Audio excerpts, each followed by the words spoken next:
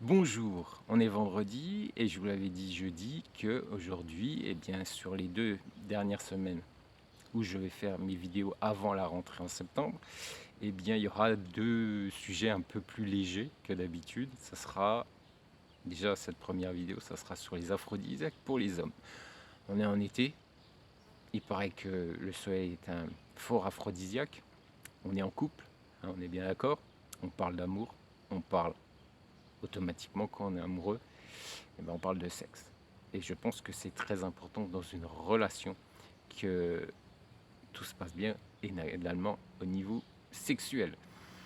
Beaucoup de psychologues disent que la sexualité est un ciment pour cimenter un couple. Alors je vais vous aider avec mes faibles moyens, pour mes conseils, pour vous aider, pour que tout se passe bien.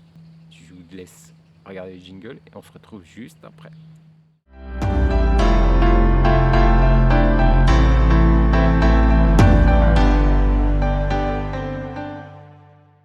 Alors, les aphrodisiaques naturels pour les hommes. Oui, on va commencer par les hommes. Oui, et puis on finira, pour la semaine prochaine, vendredi prochain, pour les femmes. Voilà, on va finir par le meilleur. Voilà, c'est les femmes, on est bien d'accord.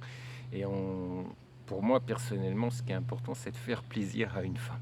Voilà, dans tout domaine, il faut faire plaisir à une femme. Donc, on finira par les aphrodisiaques pour ces dames.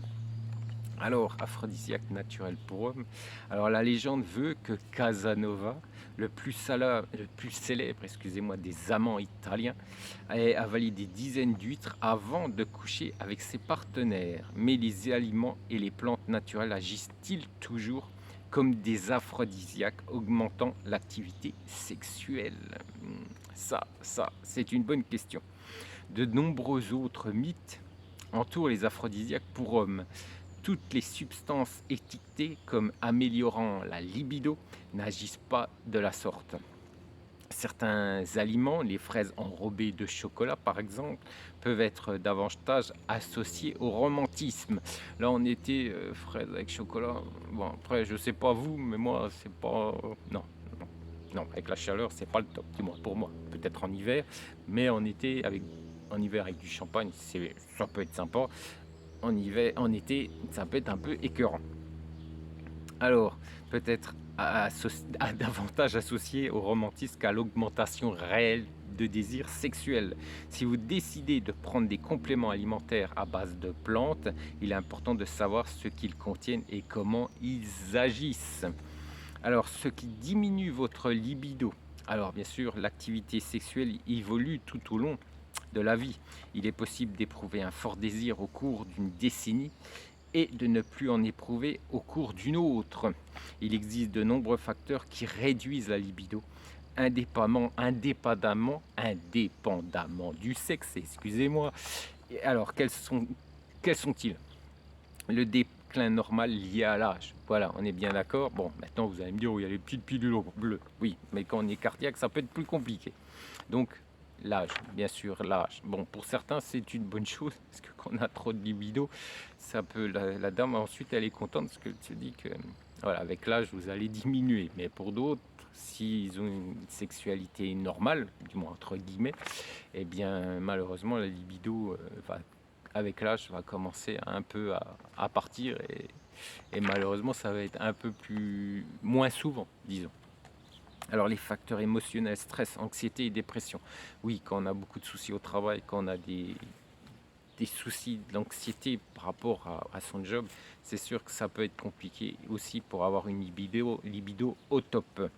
La consommation de drogue et d'alcool, alors là, ça c'est foutu, ça tue tout. Les maladies, bien sûr, quand vous avez des médicaments, quand vous êtes très malade, ça aussi, ça peut être compliqué. Faible taux de testostérone, on est bien d'accord, et les effets secondaires des médicaments. Voilà, c'est maladie, médicaments. Je pense que tout ça est lié, et ensuite, ça peut être plus compliqué. Alors, les aliments. Les aphrodisiaques sont des aliments qui peuvent augmenter, on le sait tous, le désir sexuel. Il existe des produits naturels et des produits chimiques créés par les hommes. Il est important de comprendre que l'efficacité des aphrodisiaques peut varier d'un homme à un autre. le système cardiovasculaire et la tension artérielle. Les noix aident les hommes à maintenir une érection. Oui, ça je ne savais pas. Bah, vous voyez, maintenant on le sait tous les deux, tous les trois, ou tous les 10, ou tous les 100. Mais on le sait aujourd'hui parce que apparemment les noix, ça aide à être bien viril. L'avoine sauvage n'est pas de la farine d'avoine, mais une céréale similaire qui pousse comme une mauvaise herbe dans les climats tempérés. On la trouve souvent, on la trouve sous la forme sauvage en Asie centrale et en Europe. Certaines études montrent que cette céréale a un effet aphrodisiaque sur les hommes, car elle peut stimuler la testostérone et aider à réguler les hormones. Bah, vous savez aujourd'hui ce qu'il faut déjeuner le matin, messieurs. Voilà, il n'y a pas plus à dire. Vous savez quoi prendre au petit-déj le matin. Si vous avez une fort belle femme à vos côtés chaque jour, eh bien vous savez déjà quoi prendre au petit-déj. Le chocolat, il a la réputation d'être un stimulant de l'humeur. Il contient de la phénylalanine qui augmente les niveaux d'endorphine et de sérotonine. Ah, je suis désolé, mais là, c'est quand même des mots assez... Hein, on est bien d'accord. Qui donne une sensation de bonheur. Il peut agir comme un aphrodisiaque pour les hommes. Alors, chocolat noir. Et en plus, le chocolat noir est très bon pour la ligne. C'est que du bonheur. Voilà. Ça va vous donner de la virilité. Et en plus, ça ne va pas vous faire prendre du poids. Parce que je vous rappelle que c'est le chocolat au lait qui est mauvais pour la santé. Et que le chocolat noir est très bon pour son petit corps.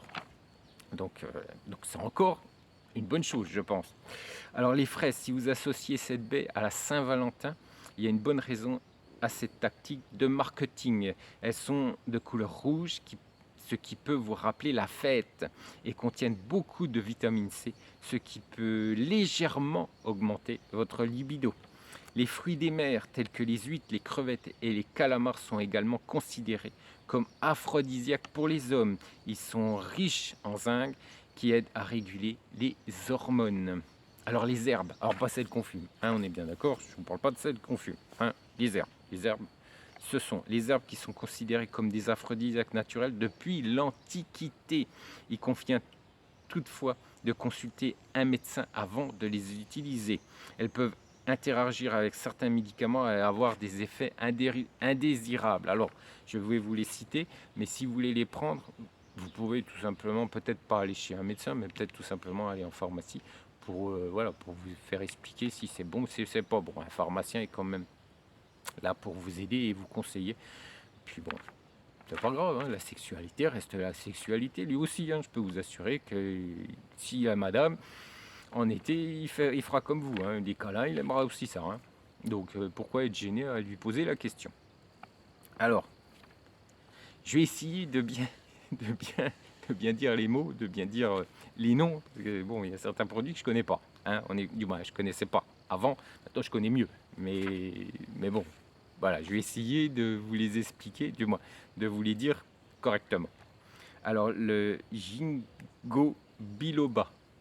Voilà, je ne sais pas si c'est bien, si la prononciation est bonne. Je répète, le ginkgo biloba.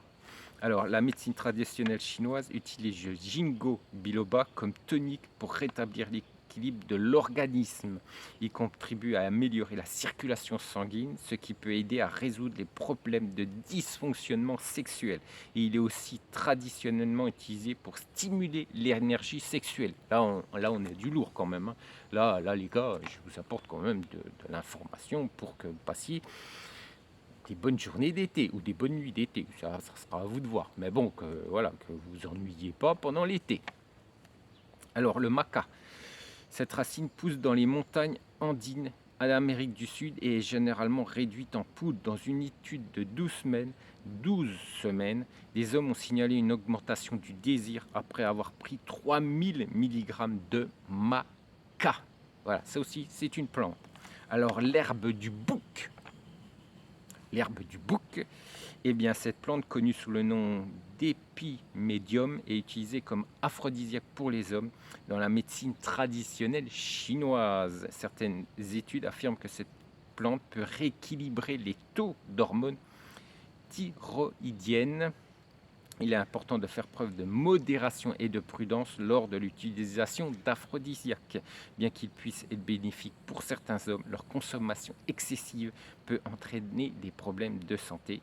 Et cette vidéo, bien sûr, ne remplace pas l'avis d'un professionnel de santé. Alors, ce que je vous conseille de faire, si vous ne connaissez pas comment, ces plantes, d'aller voir tout simplement votre pharmacien. Je pense qu'il va pouvoir vous aider et pouvoir vous conseiller. Alors bien sûr, hein, ne soyez pas timide, ne soyez pas bien embêté parce que tout le monde a besoin, peut-être à un moment donné ou un autre, d'un stimulant, peut-être à cause du travail, à cause de diverses situations de stress, et bien un petit remontant, ou peut-être pour tout simplement bien faire la fête pendant tout l'été avec madame. C'est aussi, tout simplement, parce que vous avez envie de, entre guillemets, vous éclater avec madame. Pas, voilà, non, on va pas faire la fête, on va avec madame, et on fait la fête avec madame. Donc ne soyez pas timide, allez demander, parce que je peux vous assurer que eh bien, quand vous êtes timide, eh bien, vous allez empêcher certains plaisirs si vous ne l'êtes pas, et vous allez au pharmacien pour demander de vous aider par rapport à ces plantes que je vous ai conseillées. Eh bien, ça va vous apporter certainement un grand plaisir, et que madame aussi sera heureuse, et vous aurez passé un bon mois d'été, des bons mois d'été. Voilà, messieurs. Je vous rappelle que mes vidéos sont postées tous les jeudis et vendredis. Je vous rappelle également que c'est à 12h30 que vous voyez apparaître ces vidéos sur YouTube. Je vous rappelle également que vous avez la chaîne YouTube de mon épouse, le tunnel de l'amour. On est bien d'accord que ces vidéos vous apportent également des informations concernant la mentalité des femmes de l'Est. Je vous rappelle également que vous avez tous les profils, les nouveaux profils chaque semaine qui sont sur une vidéo, et bien sûr sur la chaîne YouTube de mon épouse. Vous avez également le site de mon épouse. Chaque semaine, vous avez un nouveau sujet sur son blog concernant encore les femmes de l'Est. En fait, vous avez tout pour réussir. Je vous rappelle également que ces vidéos sont là pour vous aider, sont là pour vous conseiller, et pour chaque moment de votre vie, vous allez bien vivre ce que je vous explique dans ces vidéos. Alors peut-être qu'aujourd'hui, vous êtes dans une certaine situation par rapport à un début de relation, ou peut-être vous avez déjà entamé une relation, ou peut-être que vous êtes déjà en relation, vous vivez déjà avec cette femme. Toutes ces vidéos, tous ces sujets vont vous aider durant toute votre relation, parce que je suis marié depuis 15 ans, et je peux vous assurer que tout ce que je vous explique, à un moment donné ou un autre, vous allez le vivre, et ces vidéos vont vous aider à mieux vivre ces situations. Je vous dis à la semaine prochaine, je vous souhaite un excellent week-end, et puis je vous dis à bientôt. Allez, ciao.